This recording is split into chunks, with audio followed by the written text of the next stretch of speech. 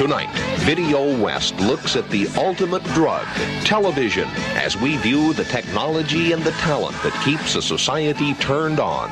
We'll talk with Norman Lear, Harlan Ellison, and the Smothers Brothers about the creative process and meet some people whose lives have been forever changed by their relationship with the small screen. We'll also look at the brave new world of video technology and see what lies ahead and inside our TV screens. So sit back and keep turned on to the ultimate drug tonight on Video West.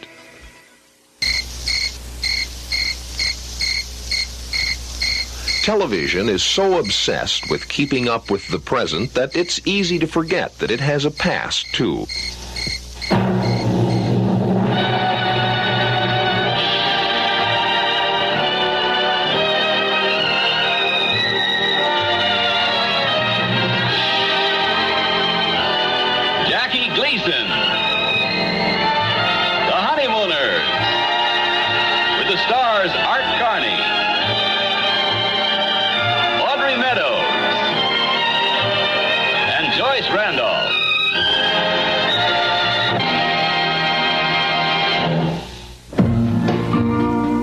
One man who has not forgotten TV's glorious past is Jerry Grulke, perhaps the owner of the world's finest antique television collection. Jerry remembers when TV was more than just funny black and white pictures. It was a way of life. A lot of these sets that I have, people have said that they were, when they first got them, that the neighbors gathered around and it was a big family affair and really kind of brought people together. With today's televisions, everything looks pretty much the same. When you take a 19-inch TV table model, they all look the same. In 1948, 49, everybody had their own idea. Like here, a totally round screen. Here, a screen that's rounded on the edges. Here, one that's rectangular mast. Different types of systems to tune them in. Everybody had their own idea. Everybody thought my system was going to be the one that's accepted. And so after about 1950, they started becoming more and more standardized. The larger the screen you had, the more status you got. So therefore, people would buy magnifiers to make their picture bigger to impress people and have as large a picture as possible. This is a very popular set, too. It's a really attractive set. It's kind of Art Deco looking and very much in style at the time, and it was very inexpensive. A lot of people that, if they could afford a television, this would be the one they would buy because it was $159.95. Television has controlled people's lives for the past 30 years tremendously, more than any other medium, more than radio ever did, more than when phonograph was invented, more than when newspaper or any other invention ever.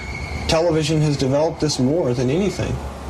And these particular sets that I have were the very first that came into people's lives, the first inkling of what it would be like.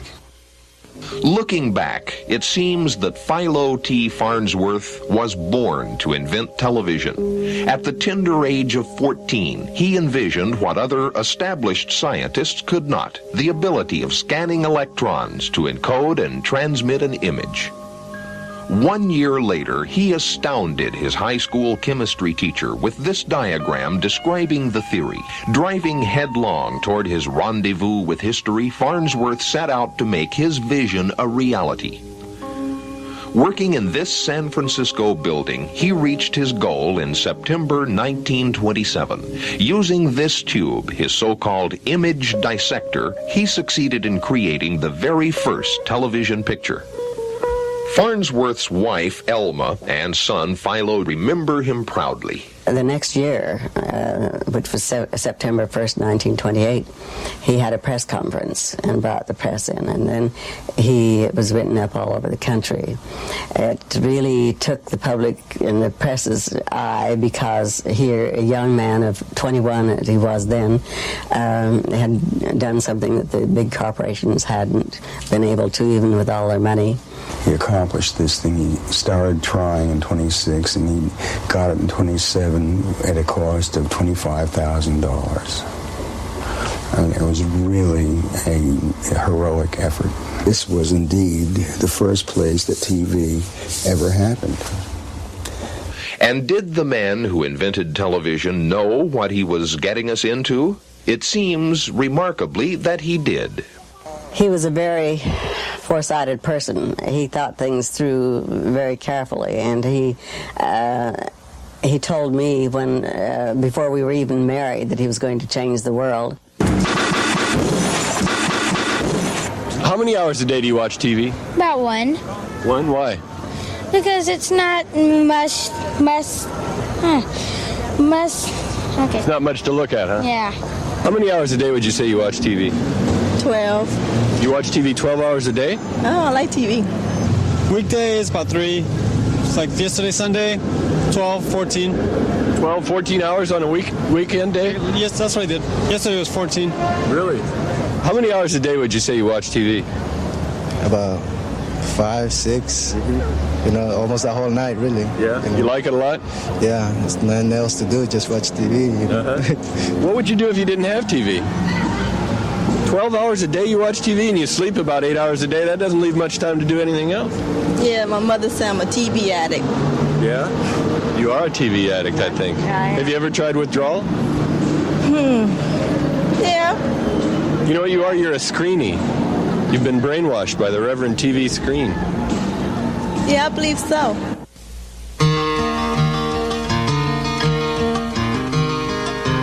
Without the writer, most of what we watch on television would be no more exciting than animated test patterns.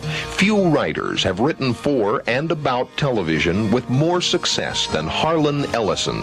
Ellison enjoys an adversary relationship with the medium and has typically strong views on the role of television in society. There are people who would sit and watch them drag books out of libraries and burn them in piles in the streets. They would stand and watch old ladies mugged to death by street gangs, and they would not lift a finger. But if you were to take their TV away from them, they would be on the steps of City Hall with pitchforks and pump shotguns in 5 minutes. That is because nobody likes their dope taken away from them. And that's what TV is. It's dope. It's the most addictive kind of dope we have ever produced on this planet. It's more addictive than hallelujah religion. It is more addictive than heroin. It is more addictive than even booze. And it is easily available. It's there 24 hours a day, and it's readily accessible to any mentality because there is no mentality too low to appreciate something on TV. I mean, once you have seen The Gong Show and Family Feud, you know that there is nothing lower. It's a lazy nation. We're a nation that has gotten away from reading difficult books, from eating good food, from doing dangerous things. We are easily gulled by yellow ribbons and Ronald Reagan. We are easily gulled by fast food, McDonald's Toad Burgers, and creative typists like Judith Krantz and Sidney Sheldon and Harold Robbins. This is trivial. And as John Gardner has said, it is only the presence of the serious and the uplifting which makes the world safe for trivia. But there is nothing but trivia from end to end on television, and it is the people who do nothing about it. They watch it. They watch it night and day. And it would not matter if you were programming Shakespeare 24 hours a day. They would then sit there and watch Shakespeare 24 hours a day with their Pringles and their beer and getting zits all over their bodies and their brains turning to puree of bat guano. That is what television is all about. It requires absolutely nothing. It requires only that you sit there and get washed. It reduces you to the alpha state, and you can be very easily gulled. You can be conned into anything.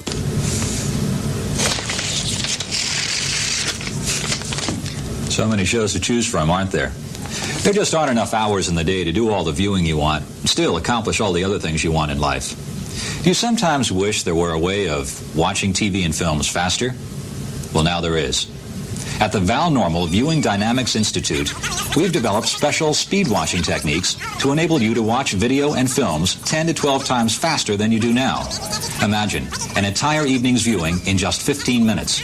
This speed watching course is fabulous. It gives me all sorts of free time to wash the dishes. In just one afternoon, I can catch up on 3 weeks of my favorite daytime operas and remember every detail. I was one of those guys who'd come home from work and watch TV all night. Then my wife gave me the ValNormal course for our anniversary.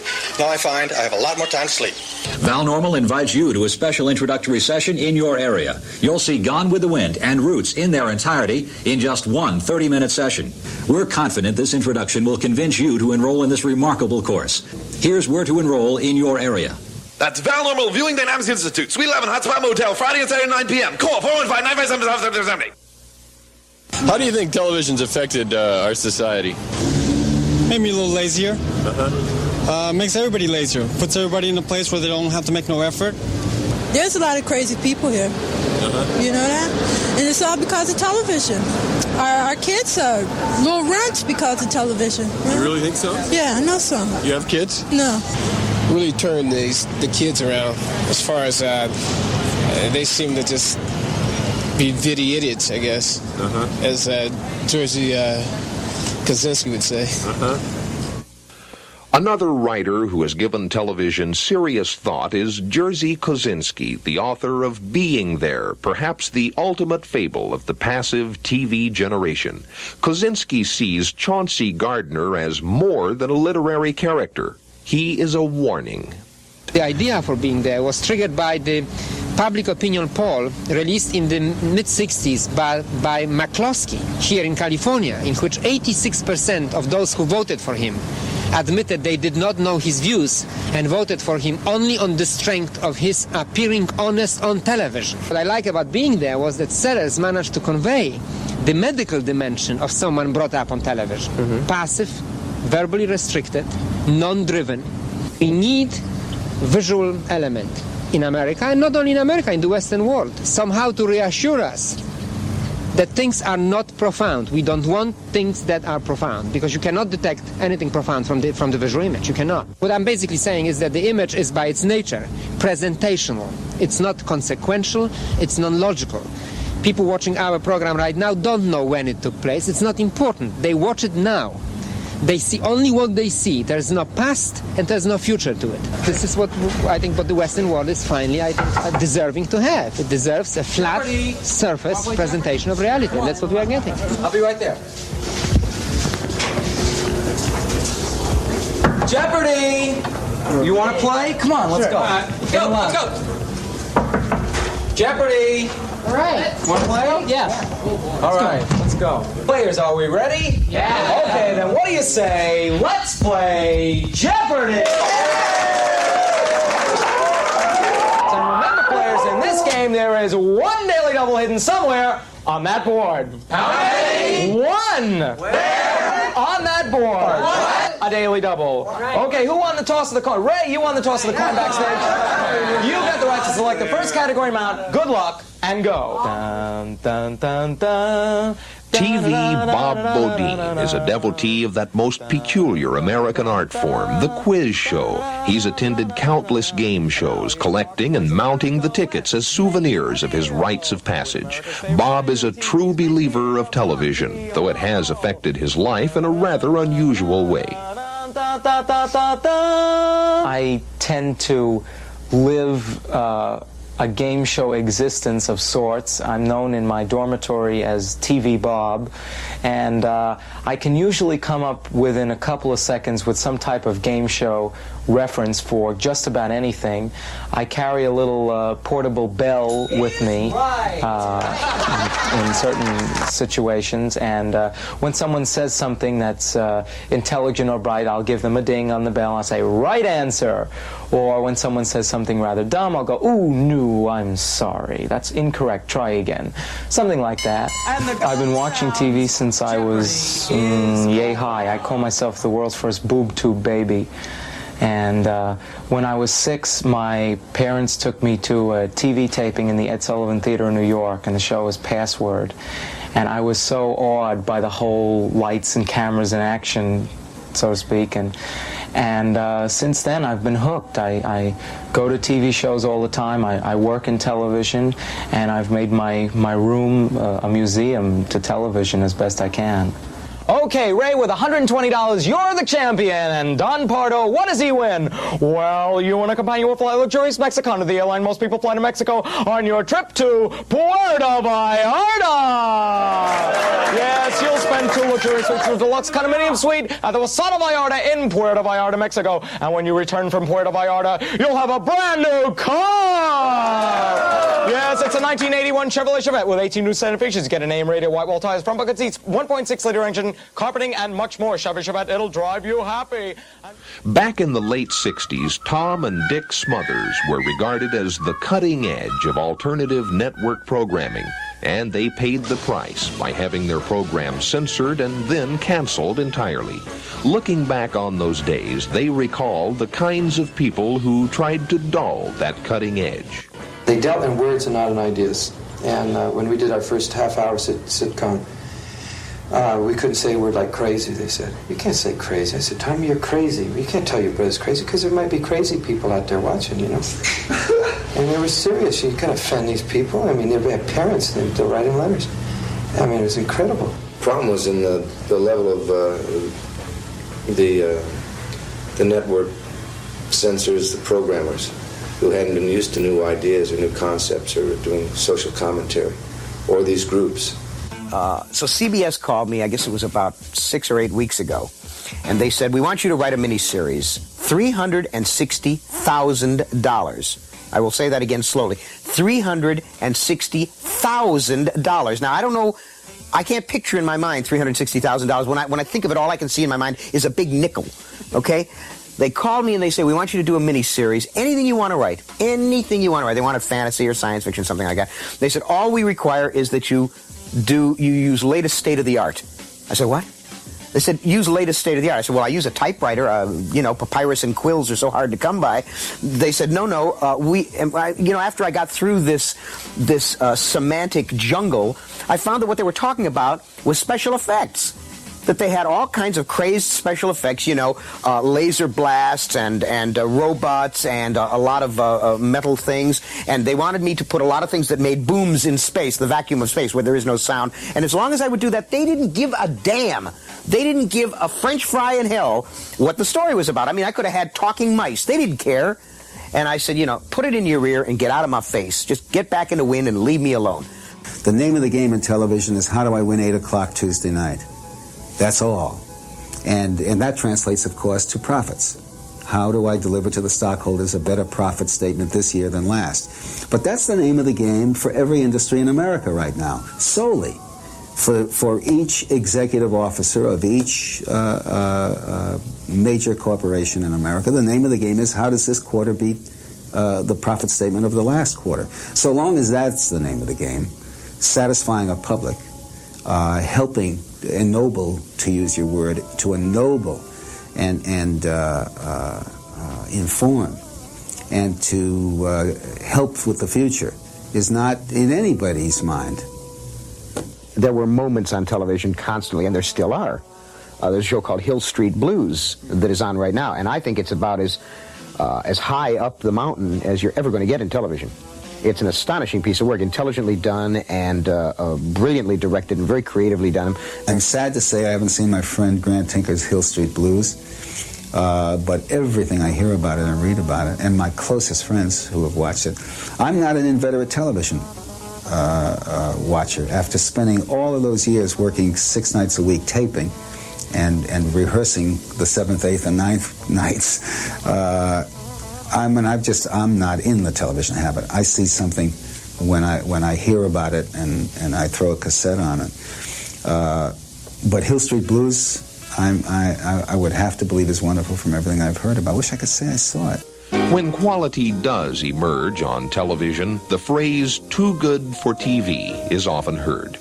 One recent network offering that seems to deserve that phrase is Hill Street Blues, a program that, despite wide critical acclaim and a growing cult audience, may well turn out to be yet another example of television that somehow failed to connect with the mass audience. The networks, I think, tend to underestimate the intelligence of their audience. And they have a tendency of gravitating towards some of the most meretricious concepts and stories, the kinds of things that are more promotable than make intrinsically good stories, good, honest stories. Their need is not, per se, to make a good show, nor is it to make a bad show. I mean, I don't think that's really at issue with them. Their need is for a successful show. Now, what may or may not constitute a successful television series frequently has very, very little to do with its quality level. fundamentally, a lot of very ambitious young guys are constantly looking for a way to justify their positions and what they do. They're looking for self-aggrandizement, I think. I think it's just a function of being young and very ambitious. And I think if more networks, more time was given to people doing their own thing, I think you would really be surprised at the quality of stuff that this town could put out.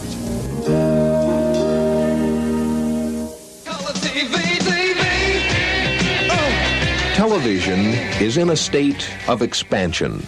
For better or for worse, the medium is now being blasted by a new wave of technological innovation. Every day, millions of video signals are transmitted through vast electronic networks, linking superstations, satellites, and cable systems, and offering a variety of different channels to American viewers. Those same viewers are now accessing the new technologies and using two-way cable, interactive games, personal computers, or home recorders in what may be the beginning of the video revolution.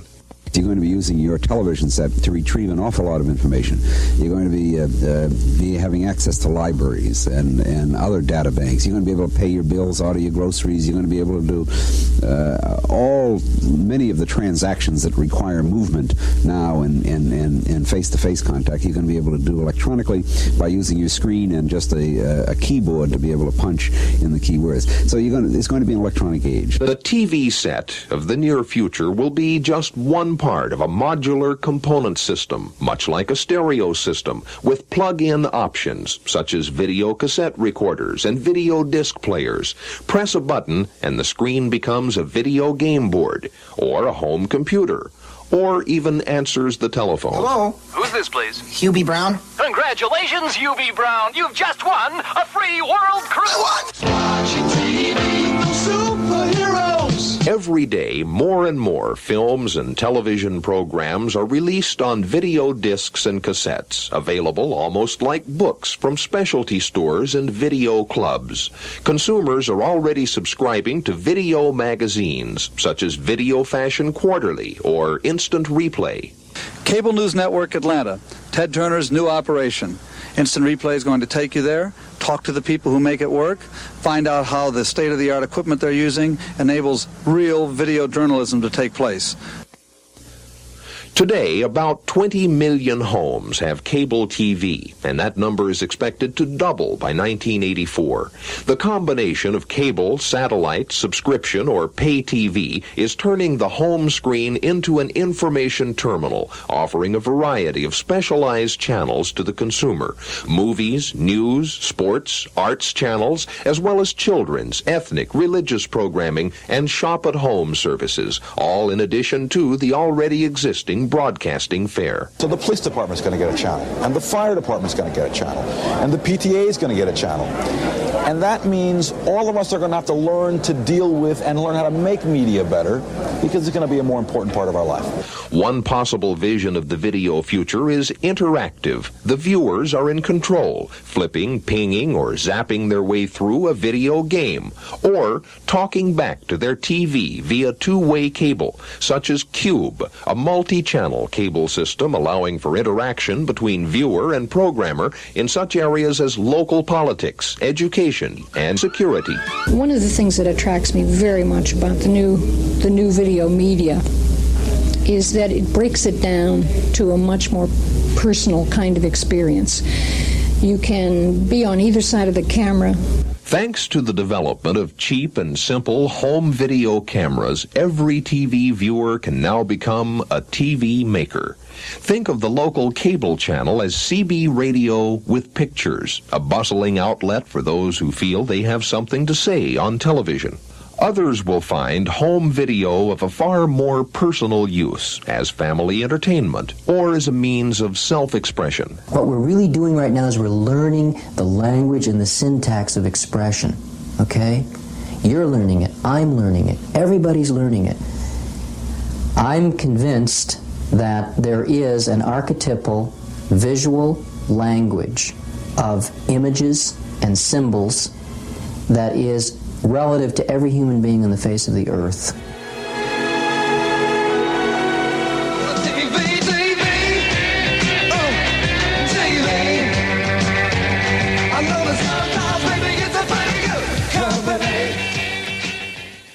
Does your television set just sit there, turned off when your favorite programs are not on the air? If you act now and take advantage of this amazing offer, you'll be able to put your TV set to 1,001 uses. The Swiss Army Tube is now available in this country. That's right, those clever Swiss soldiers worked very hard between wars to figure out how to get the most use out of their TV sets. The Swiss Army Tube comes complete with electric fan, iron, clock, osterizer, blender, grinder, hairdryer, vacuum cleaner, electric can opener, electric knife, electric fork, waffle iron, electric razor, toaster, popcorn popper, vibrator, and toothpick. It cooks, it sucks, it blows, it slices and dices, and much, much more. If you act now, you can get your Swiss Army Tube for only $4.99.99. That's $4.99.99 in Swiss francs. Sorry, American dollars not accepted. Send gold or Swiss francs to Swiss Army Tube, Fabco 1984, Escrow, California. That's in escrow. No matter what lies ahead in television's future, most observers feel that the audience will still be the most important factor dictating the changes in the medium. Still, Harlan Ellison feels that the potential of television has been debased and trivialized by its creators. But why should they feel any more guilty than the people who sit at home and take it and slop it up? It's a nation of slaves to television, and when slaves don't want to revolt, why should the masters care?